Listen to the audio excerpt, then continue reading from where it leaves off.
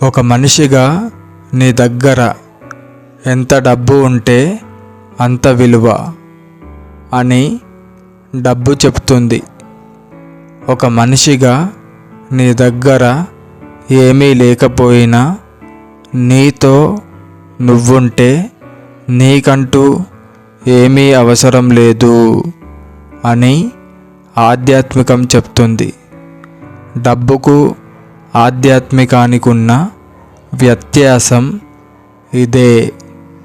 చేసే ప్రతి పనికి డబ్బులు రావాల్సిన అవసరం లేదు, కానీ మనస్ఫూర్తి కోసం చేసే పనులు కొన్ని ఉంటాయి. నీ మనస్ఫూర్తి కోసం నువ్వేం చెయ్యాలనుకుంటున్నావో ఆ పనులు చేసుకుంటూ ఉండు. డబ్బు పిచ్చిలో నువ్వు ఉండడం కంటే నీ పిచ్చిలో నువ్వు ఉండడం మంచిది. అలాగే సుఖం అంటే సెక్స్లో సుఖం కాదు. మనం చేసే ప్రతి పనిలోనూ సుఖాన్ని కోరుకుంటాము, కానీ అలా చేయడం వల్ల మనతో ఉన్న వారికి కష్టంగా ఉంటుంది.